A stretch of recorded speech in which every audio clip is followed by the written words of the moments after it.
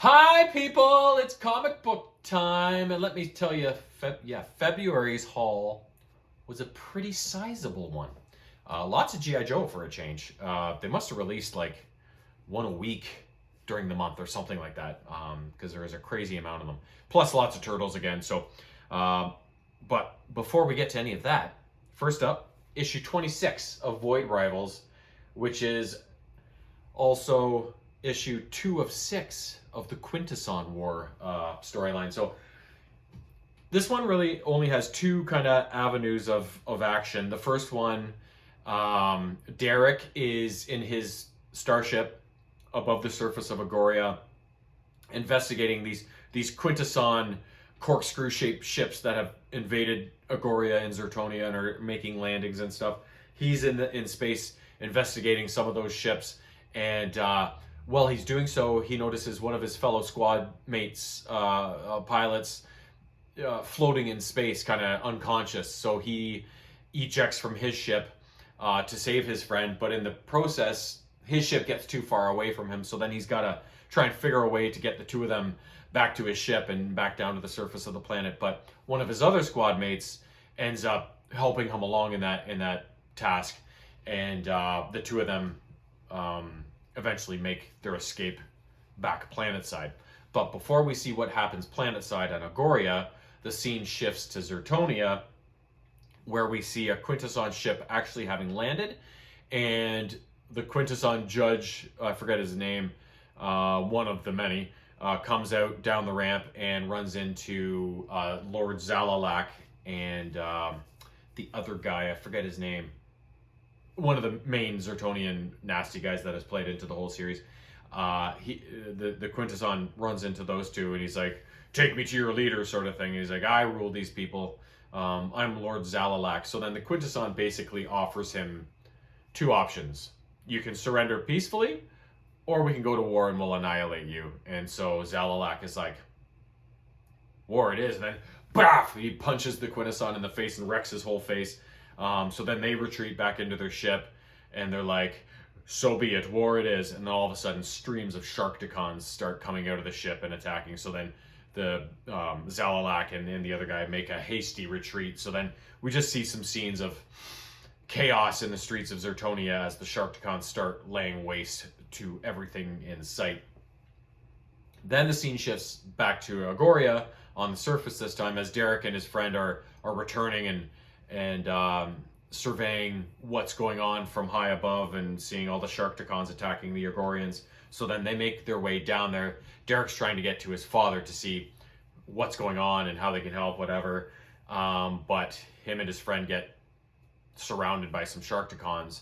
But suddenly, just as the issue is ending, we see Salila, boof, erupting from the ground and uppercutting a Sharkticon. And Derek's like, "Salila?" And she's like, "You're trying to get to your father, aren't you?" And he's like, "Yeah." She's like, "Then grab my hand." And so that's kind of how that issue ends. So it looks like Salila might be back in the fold with Derek.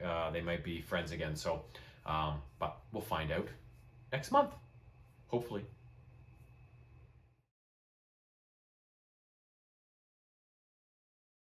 Next up, the Toidles, and as usual, there's a lot of them. First up, 5th issue of the Casey Jones subseries, the second last issue. So the next issue will be the finale of this. And so in this one, Casey Jones is out beating the tar out of some purple dragons or something like that, who his dad used to run the gang. So he knows all the guys. He used to be in the gang. So the guys he's beating up on kind of know him or whatever. And his rage is just crazy with the Nostrum stuff that he took, is making it even worse. He's really having a hard time with it. So he's beating these guys down, and he's asking them questions about the Nostrum and who's responsible for it and who this Marlin guy is. So he sees visions of his mom too while he's making these beatdowns. And so eventually, as he goes out a window with this one guy and he's just beating the absolute shit out of him, he gets some information from him. He finds out that this Marlin guy has a mutant hunting preserve upstate or whatever. And after beating this guy almost to death, Casey he realizes, like, this isn't you, Casey. This is the Nostrum. Like, you don't really beat the shit out of people, but honorably so. Not beat them to death, you know, kind of thing, in a fit of rage. So he then eventually scurries away, and he goes to the sewers and meets up with Donatello. Donatello's down in his lab, and they're talking about the Nostrum and stuff like that, and Marlin. And so Donnie's doing research on the Nostrum and how it's developed, where they get the material from to make it. So he surmised that it's coming from mutants, like from their bone marrow and other stuff. And he also does some research on this Merlin guy and finds this preserve upstate and whatever. So Donatello's like, we'll get the boys together, we'll figure out what we're going to do, how we're going to attack this. And when Donatello turns his back on Casey, he turns back around and Casey's gone. So Casey has gone to Marlin's estate to deal with this matter on his own. So we see him break in, take out the guards, start marching his way through the facility, but eventually he gets overwhelmed. And a couple of guards take him down, and then they take him captive. So Marlin ends up coming into the scene and being like, basically trash talking him and being like, you know, you wanted to come here and do this? Well, guess what? You're going to get the full experience. So now they've got Casey captured, and he's going to be turned loose in the preserve for the rich idiots to go hunt him. Now, Ludovich, the big white snow leopard mutant that was kidnapping all the mutants that Casey had run-ins with, he was being interrogated by Marlin as to why he thought he could be more than what he is and eat in the house with his Marlin's family and blah blah blah. He's like, no, you have one purpose only, and you have outlived that purpose because you're not doing things as I ask you to. So guess what? Into the fucking preserve with you too. So basically, the final issue is going to be Casey Jones and Ludovich out in the preserve being hunted by these idiots, and whatever happens is going to happen. Obviously, Casey's going to survive, but Ludovich, I could see that going either way. He could maybe survive and reform, and maybe the Turtles and Casey help him out, or I could see him also being killed in this action and putting a definite proverbial nail in the coffin to that storyline, so to speak. Next up, issue 5 of the Shredder subseries. This one didn't say to be concluded at the end, so I don't know, maybe this one's going to go a bit longer than the Casey Jones one. Yeah, it doesn't say to be continued or concluded or whatever, so maybe the next one will be the last one, maybe not, I don't know. But, so, in this one, Shredder and Agent Avon are on a private jet back to New York City, where Shredder gives Avon a little insight into where he had disappeared to all that time. So he talks about a battle that was fought a long way from Earth, where his beloved wife Kitsune, the fox goddess, was destroyed in that battle. And so how did it go?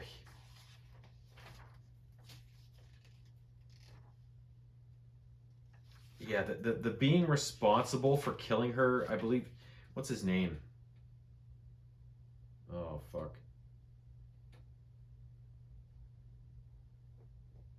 Noi Dar. So this big demon-looking creature. And so Shredder was stayed behind in Dimension Z on the planet Harobel to be this guy's jailer and oversee his imprisonment.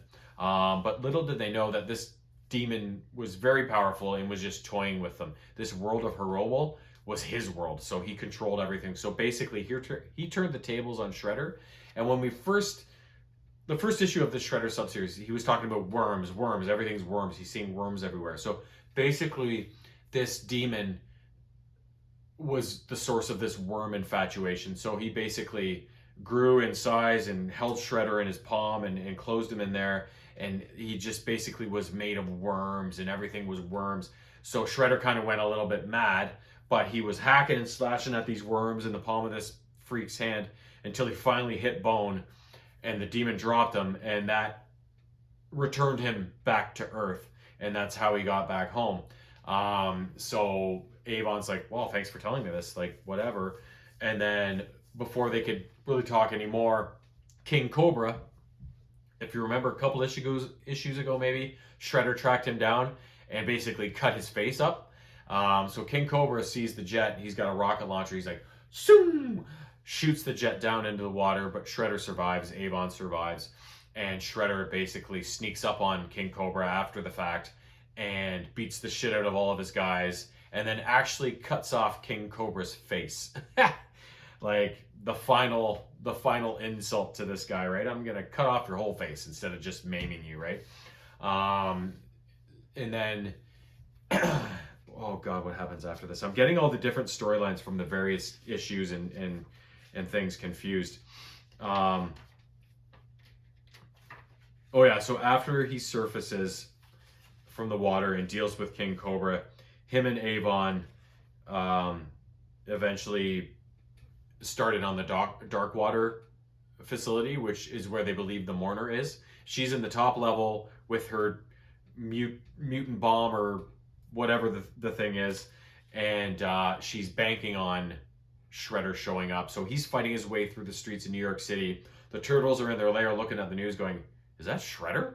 And then before he can get to the dark water building, like the light, there's this purple light emanating from the bomb that is like coming out of the building, and it's all over the city, and people are looking up going like, what the hell's going on? Think Ghostbusters. Stay Puft at the top, right? The whole city being like, what the fuck? So the last thing we see is the Mourner there standing over her bomb, and she's like, let it happen, be released, Kitsune, the goddess fox. And we see a fox head, the last panel we see, with it kind of being backlit on the Mourner's face. You can kind of see it there. So that's Kitsune coming out of this portal or whatever is this bomb that she's creating. So I don't know how exactly she's done this, but Kitsune, the fox goddess, coming back is definitely going to be a bit of a complication for Shredder, especially if Kitsune isn't in her right mind and goes after Shredder. That could cause him some problems. So I can't wait to see what happens next issue with all the chaos that all of this is going to bring about. Obviously, going to bring about. Next up, the 5th and final issue of the Battle Nexus. So the last fight started in the last issue, but it's Slash versus Michelangelo. So Michelangelo is refusing to fight Slash. Slash is just beating the shit out of him. Michelangelo's face looks like a fucking, you can't even tell it's a Ninja Turtle looking at his face.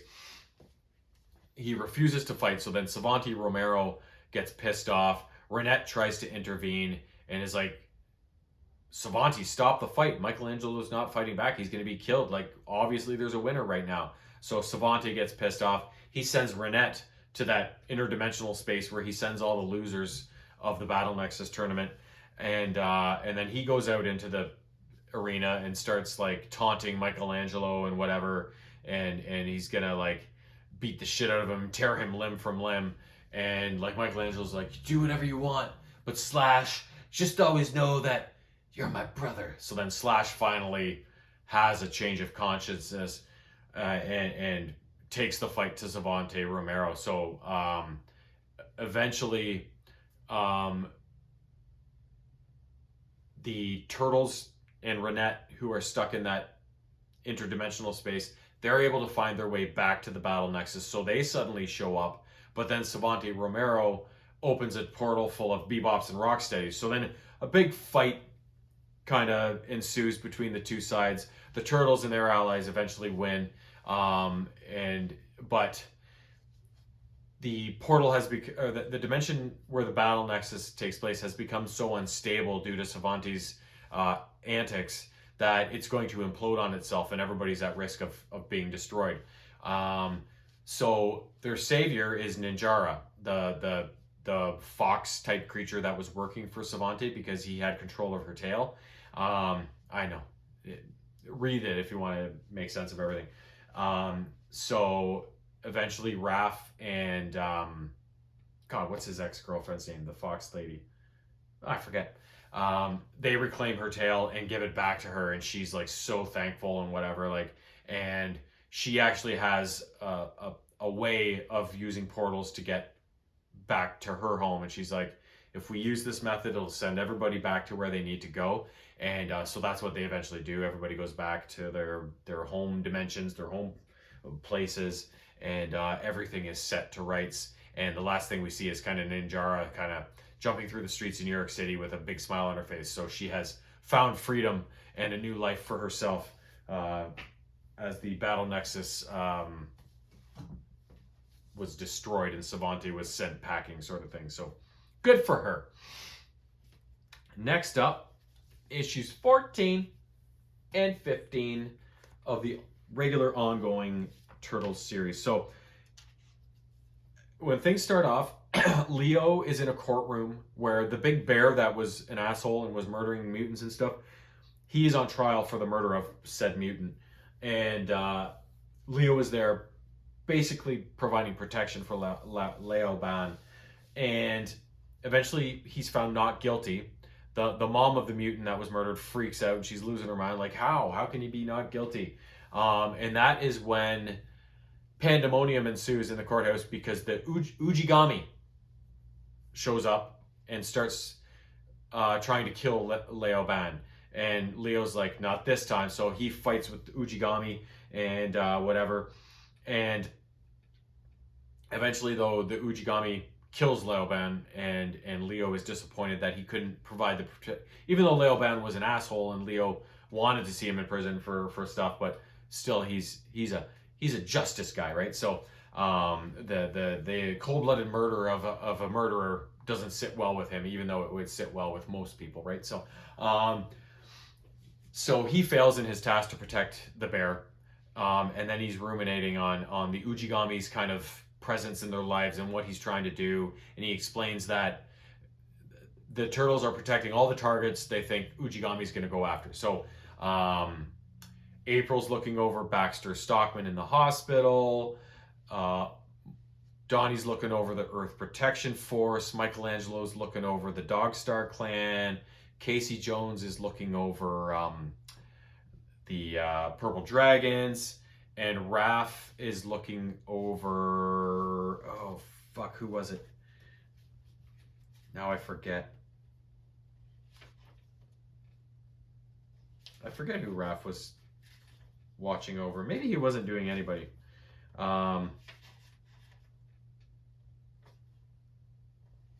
Maybe not.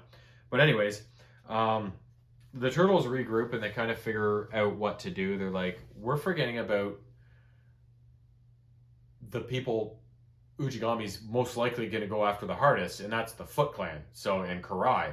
So, and they talk to April about Baxter, and so they decide to go to the Foot Clan and kind of watch over Karai. And in the meantime, we see Splinter kind of looking into this weird little mystic portal and talking to his ex-wife Tang Shen, who is dead or whatever, about kind of closing off another pathway or something like that. And we're like, what exactly is he doing? Because we know that he's the Ujigami. So we don't know exactly what he's up to, but we're starting to get some pieces filled in. So eventually the Turtles make their way to the Foot Clan. Karai's like, what are you guys doing here? Like, I've killed people for less than interrupting me. So what do you want? So eventually she sicks Bebop and Rocksteady on them. A fight starts to ensue. But then the Ujigami does show up and has basically Karai at his mercy. So then they have to fight him off. And Leo basically pulls a stunt where the Ujigami has these little throwing knives that he uses. And he throws some trying to kill Karai, but Leo jumps in front of them and takes him in the shoulder. And then watches the Ujigami's reaction. And the Ujigami freaks out like, no, Leonardo, why would you? Whatever. So I think they're starting to get some inklings about the nature of the Ujigami at this point, even though he can't be sure. So then back at the lair afterwards, they're talking, and then Splinter finally, he's looking on them from a secret part of the lair, and he finally reintroduces himself back to them, and that he's alive. And so everybody's like, oh my god. Even though Donnie's a little tentative and he suspects something's up, they're just so happy to have Master Splinter back. So at the start of issue 15, we see like a futuristic kind of battle with Raph and Casey fighting off a couple of bad guys, and Raph eventually being killed. And it then changes over to Splinter again looking through this portal and talking to Tang Shen about closing off another branch, sort of thing. So we're still not sure exactly what he's doing, but we're getting these hints. Then the scene shifts to a pizzeria where Splinter is with his turtles. They're all talking about, you know, where were you? What happened? We thought you were dead, blah, blah, blah. They're all having a good time. And that's when Shinigami shows up. So we've seen this black cat kind of show up from time to time in various panels. So it turns out this Shinigami is a witch, and she is going after the turtles. And she's also going to present herself to Karai eventually. But she shows up in the pizzeria, and the turtles all start fighting her. And she eventually turns two of the turtles. She like basically hypnotizes them and gets them working for her and fighting the other turtles. And that's when Splinter joins the fray as well. And he has these little knives that he's using. And so the turtles are like, huh. All right. So again, more little hints about the true nature of the Ujigami, right? So eventually they fight off Shinigami and leave the pizzeria. They're back in the lair. Splinter's not with them. And either Leo or Donnie, I forget who it is, voices their suspicions that I think Master Splinter is the Ujigami. And then Donatello's like, yeah, I think so too. And then Raph's like, yeah, I thought so too. But then Michelangelo's like, what? Are you guys crazy? Fucking losers? Like, Master Splinter's back and you're going to tell him he's like an evil guy or whatever? But then all of a sudden we hear Michelangelo, and it's Splinter. And he's like, is this proof enough? So they turn around and Splinter's in his Ujigami outfit, right? So then they ask for an explanation. So Splinter basically conveys the information that when he died, he was sent to this place known as the Land of the Dead, where he met up with his ex-wife or his dead wife, Tang Shen. And the two of them tended a garden because she loved to garden. And they passed their days there, you know, loving the fact that they were together again. But Splinter could never get over the fact that he'd left his turtle sons back in the Earth realm and not knowing what was going to happen to them. And when he was in this Land of the Dead, he could see all the possible outcomes of their demise. So he could see Raphael was killed by this person, Raphael was killed by that person, on all these different possible futures. And he saw that for each of the turtles. So what he was doing, what eventually happened was a portal opened up in the Land of the Dead back to the Earth. So he took it and went back because he wanted to save his sons from being killed in the future. So basically what he was doing by going after all these targets is he saw all the different outcomes of how his turtle sons would die. So he was eliminating those possibilities by killing all of the people that would eventually potentially kill his sons. So that's kind of what he was doing. So he relays this information to the turtles, and naturally there's mixed reactions. Raph is like, great, good for you, I'll help you, right? Like, whereas Leo's like, but they haven't committed any crimes yet. You know, of course, Leonardo with his fucking holier than thou attitude, right? So a mixed bag of reactions. And that's the last we really see of the turtles. The scene then shifts to the Foot Clan, where Shinigami presents herself to Karai, and the two of them start working together. And basically they're trying to open up a portal to the Land of the Dead. But Shinigami can't open up a portal big enough. She needs, she has a bit of blood from Master Splinter, and she uses that in her potion or whatever to open up this little portal. So tired. But she needs more. She needs more from Splinter to open up a real portal. So that's kind of where they leave off in their pursuits. Oh, and then the last couple panels in issue 15 are crazy, because we see Ujigami go to the rooftops and we see Raphael follow him, and Ujigami's like, Raphael, go away. I need to do this on my own. And he's like, no, Master Splinter, I can help. Like, I want to do this with you. I want me and my brothers to survive or whatever. But Splinter's like, but this one's about you. You can't help me. And Raphael's like, oh, this is somebody who's gonna potentially murder me. And Splinter's like, yep. And he's just across the street on that rooftop. And they look over. It's Casey Jones, motherfucker. Oh, I was like, I'm like, are they gonna kill Casey? We're gonna find out next month, hopefully. Shit.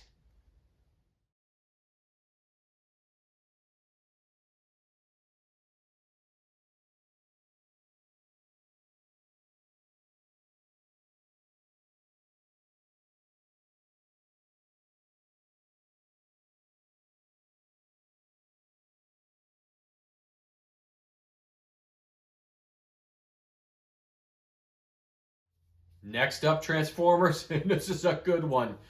Issue 29. This one's all action packed, very quick read, and not a lot of variation. It's all just kind of part of one big plot. And look at this spread. It's not the middle, but big fucking Autobots versus Decepticons melange. So basically, this one picks up right at the end of the last issue. Megatron is basically drinking Trailbreaker's blood after having destroyed him. But the Autobots are hot right on the tails of Megatron, so Optimus Prime shows up and starts fighting Megatron, saying, you know, you're going to pay for what you did. And then all the other bots are right behind him. Shredhead's there, Jetfire, Brawn, Mirage, Jazz, everybody, Bulkhead. So they start fighting the Decepticons in earnest. The Decepticons have Bruticus, the Combaticons, so they got a bit of an advantage with having the combiner. But a big fight ensues, and that's the spread that you saw. That was all part of that. But in the meantime, during the fighting, Megatron dispatches a handful of the Constructicons, not all of them, off on some mission. So we find out that mission is to go to the Autobot Ark and try and release Soundwave, who's been imprisoned there. So waiting for them, though, are RC and Ultra Magnus, who attempt to stop the Constructicons, but they do manage to free Soundwave, and then they form like half of Devastator, like the upper half. So he's sitting there kind of with his torso in his arms, but it's enough to get the Decepticons the win and get out of there with Soundwave. So they return to the battle, and so Megatron is continuing the fight against the Autobots, and he's about to dice Thundercracker, who has gone over to the Autobot side, but suddenly he's like, Gah! And he's been afflicted with some sort of sickness, just like Optimus Prime was. So he goes down. So that causes the Decepticons to go into a retreat, because they don't want to do this without Megatron leading them, sort of thing, right? So the Decepticons start to flee. Optimus Prime's like, this is our chance, Autobots. Megatron's down. They're in retreat. Let's go after them and finish them. And suddenly we hear a voice out from the side, leading into the final panel of the issue, saying, "No, not today.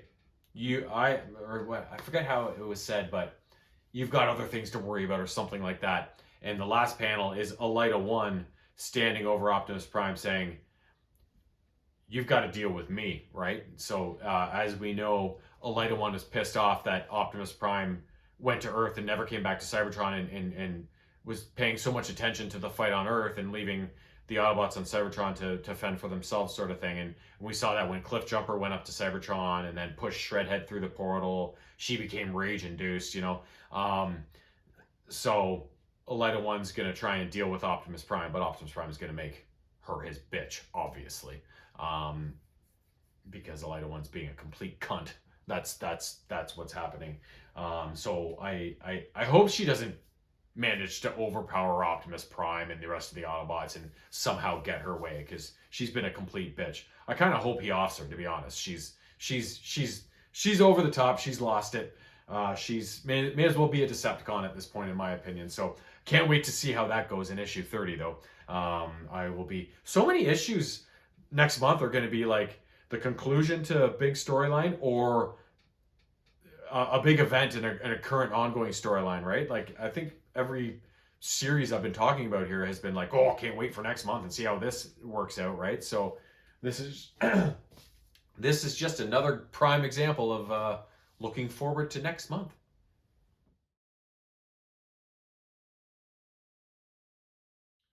Last up, G.I. Joe, and we got a ton. So issues 16, 17, 18, and 19 of the more Origins type of series that's been going on. The first two issues of which are issues 4 and 5 of the Dreadnought Wars kind of storyline. So it starts off with the Dreadnoughts who have Duke and Cobra Commander in their clutches are going to roast Cobra Commander, basically burn him at the stake. And Duke's like, no, he has information. I need to talk to him. Like, you guys can't do this. And they're like, you want to be burnt too, Blondie? And the Dreadnoughts are just having a fun time doing all this. But suddenly we hear noises and Duke's like, yes. So Baroness, Risk, Stalker, and Clutch, who is driving Hound, arrive on the scene and take the fight to the Dreadnoughts. But they're obviously outnumbered. But they fight hard enough for the Joes to eventually turn tail and get away. And in the meantime, Cobra Commander slinks off on the Dreadnoughts. God, there's a lot of stuff going on in these issues. So, in the meantime, Hawk is having a meeting with Destro aboard a ship, and Destro's like, we know one of the robots is working for G.I. Joe. And Hawk's like, that's all the information you got? And Destro's like, we also have weapons. And Hawk's like, those weapons are worthless without being able to use Energon. Like, you got nothing for me here. But they're like, well, we're not letting you out here alive anyways. But then Hawk fights them off and gets out or whatever. And when he eventually gets back to the pit or his base or wherever he's hiding out, he starts taking off his face, and it's Zartan. Zartan is acting as Colonel Hawk. So, again, that's not good. The top G.I. Joe guy is actually a fucking Dreadnought. So, not great. In the meantime, so the Joes turn tail, but then Duke's like, we got to go back. We need Cobra Commander. So they eventually go back. And in the meantime, some of the Dreadnoughts Buzzer goes to find Cobra Commander in a cave, but Cobra Commander turns the table on him and eventually lays out a plan. Like, I have this organization called Cobra with all the resources, all the Energon. Yeah, I killed a couple of your guys, but it was all part of business. Like, I was going for this and you guys got in the way. So he eventually sweet talks the Dreadnoughts into like joining his side. So when the Joes get back to the Dreadnoughts, another big fight ensues, and Hound eventually reveals himself as a Transformer. And Duke is like, what? Because we know he hates the robots, right? So eventually the Joes, with Hound's help, get the drop on the Dreadnoughts and everything. But Cobra escapes with the main Dreadnoughts being Torch, Ripper, Buzzer, Zorana, and Xandar, and Road Pig tags along. And they make tracks away. Well, the Joes are kind of left like empty-handed, but Duke is like, "Splain yourself," right? To Hound kind of thing, right? So, and and we see Zartan get in touch with Zorana and Xandar, saying, "Get back here. I got some opportunities for us to exploit." And they're like, "But like, what kind of plans? What are we doing?" And he's like, "Create chaos." So, yeah, Zartan's up to no good now that he's masquerading as Colonel Hawk. Up to even more no good, let's say. So then once we get back into the regular storyline outside of the Dreadnought War, the first thing we see is Colonel Hawk getting in touch with Flint going, "What do you know about Roadblock?" And he's like, "Oh, Marvin? Yeah, he was the world's best heavy gunner before he quit the army and went to pursue his dream." So then the scene shifts to Biloxi, Mississippi, where Roadblock, who loves to eat and loves to cook, is working his food truck down in Biloxi, providing food to all the neighborhood people who all love him and whatever. He's just this big, huge, affable guy. Then suddenly, the Crimson Twins, Tomax and Zaymont, show up and are like, Marvin, we have a proposal for you. You know, you got this tiny little food truck, but we know how good you are. We could take you global. We could do this. They have Cobra type plans in mind for this whole thing, and Roadblock knows this, and he basically is like, piss off, right? So they're like, you're gonna regret this. You'll come crawling back to us, and then so they take off, and then soon after, a Cobra truck with a big Gatling gun on top with a bunch of Crimson Guards show up on the scene and start causing chaos around the area of Roadblock's food truck. But he's Roadblock. He's like, I'm not going to let these guys do this. So he starts beating the shit out of them. He lifts up their truck and topples it over. And after he's done dealing with the Crimson Guards, he gets in his food truck and he goes after the twins, who are like at a stoplight in their little sports car. And all of a sudden, pow, bam, he rams them right into a telephone pole or whatever, and starts beating the shit out of them. And they kind of retreat, and they get their guns from their car, and they're like, let's take this guy down. And then all of a sudden he pulls out the Gatling gun from atop the Cobra truck that he took in his food truck. And he's like, it starts cutting the Crimson twins down. So they take off, and they're like, oh, he's going to pay for this, but we got to get the hell out of here, sort of thing, right? So that's kind of the first half of the issue. So obviously, G.I. Joe is recruiting Roadblock. That's what's happening here. So then the next thing we see is basically Cobra Commander returning to Springfield, where he meets up with Destro and Mercer and all those guys. And him and Destro kind of have a peaceful chat where it's like, you know, we're good allies, you know, like we could work together and really take Cobra places and whatever. And Destro's like, I agree, whatever. But Cobra's all playing a game. Cobra Commander's just playing a game. And he enacts Major Blood Protocol 61 or something like that. So Major Blood, who got those eye implants after being blinded by Baroness earlier in the series, replays footage of when Destro took over Cobra when Cobra Commander left, and sees exactly what Destro said to everybody and how he took Cobra over. He's like, indeed, friend, right? So obviously Cobra Commander doesn't trust Destro and maybe has something a little more sinister in mind for him eventually, right? So then in the last issue 19, we see Destro, a quick panel of Destro looking at a world map and talking about going for Energon, and Energon is the key to everything now. So then we get into the Joes, where it's the aftermath of the battle in the desert with the Dreadnoks, where Duke starts interrogating Clutch and Hound, and even punches Clutch for keeping this secret from him, affiliating with a Transformer, right? So then he's basically like, everybody back to base, and these two into the brig or whatever, like sort of thing. And then there's a flashback to when Clutch went with Hound to meet up with Matt Tracker from the Mask cartoon series about the whole Transformer, Energon kind of thing. And then it shifts to today, where Matt Tracker is in a new location after he left the old one. And he gets a transmission from somebody about meeting up. So back at the pit, the rest of the team is talking about getting a break.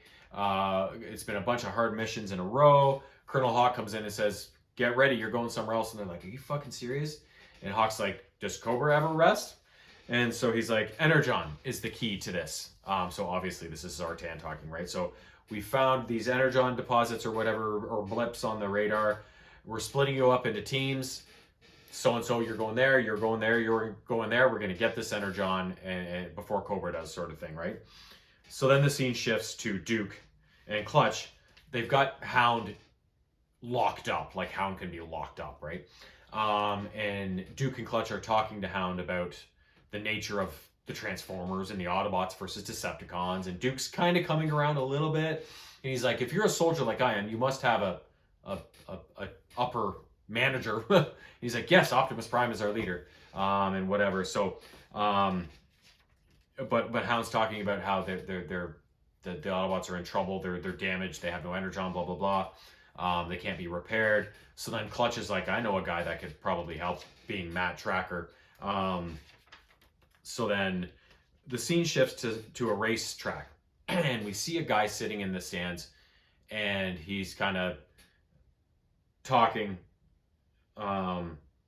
to himself, and then we see Matt Tracker is sitting behind him in the stands, and so they're talking about what's gone on since the last time they met or whatever. But then suddenly there's a big explosion at the racetrack, and this monster truck races across the track, and this guy gets out, and he's like basically like, happy to see me, Matt Tracker, and it's Scrap Iron from Cobra. So Cobra is after Matt Tracker, which is not a good thing. And so basically this guy and Matt Tracker were talking about, you know, Miles Mayhem fucking up and whatever, who's the bad guy from Mask that Colonel Hawk brought in earlier in the series. It's a bunch of convoluted stuff, but if you know what I'm talking about, you know. If you don't, just get the issues and read them because they're awesome. Well, sorry for the extra transition there, but my phone battery died almost near the end. It was so close to being finished, this video.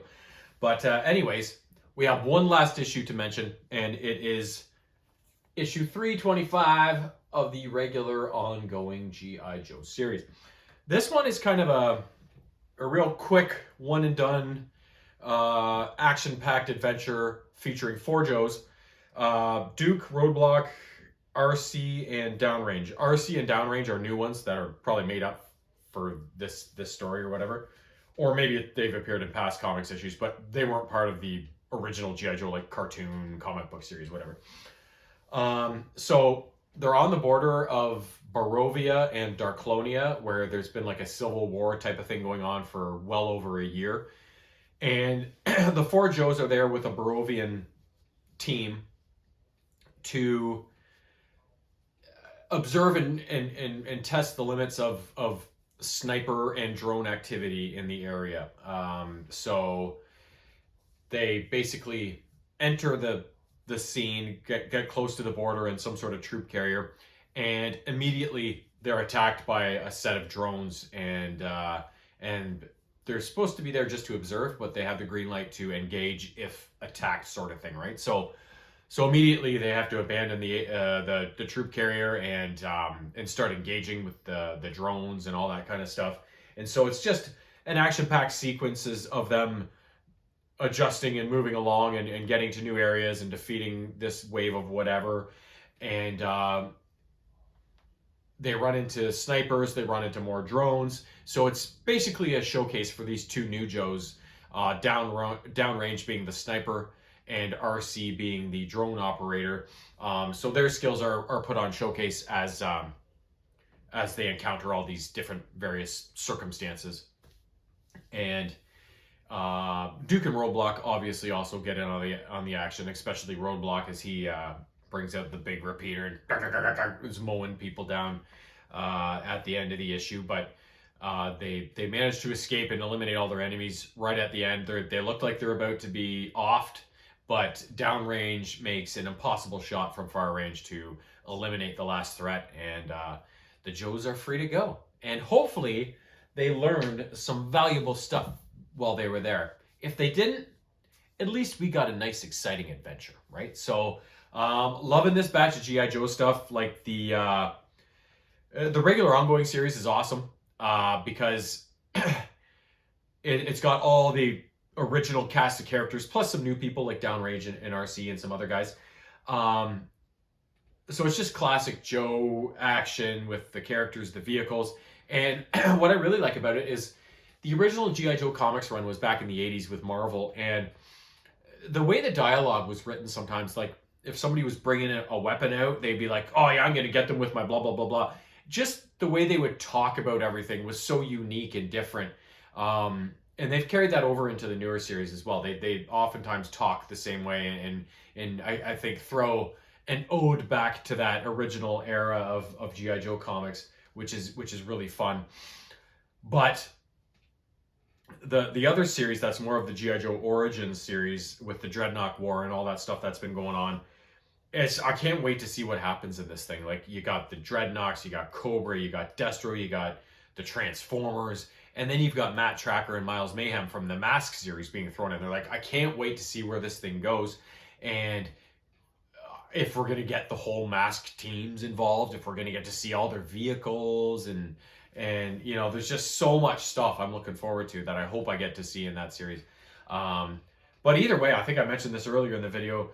The way a lot of these series all across the board, Void Rivals, Turtles, Transformers, G.I. Joe, so many of these issues ended in a not necessarily a cliffhanger type fashion, but in a way that it's like you can't wait for the next episode to see what's going to happen, who's going to enter the fray, and so I'm really looking forward to next month because there's so many storylines I'm interested in across all these series that yeah, bring on April. Or no, was this? Yeah, this is March right now. This was March's review. So yes, bring on April. I have no idea. This was such a long, shitty winter. I've kind of lost track of several things. Several things. Anyways, hope you enjoyed the video. Can't wait for April. Stay frosty. Peace.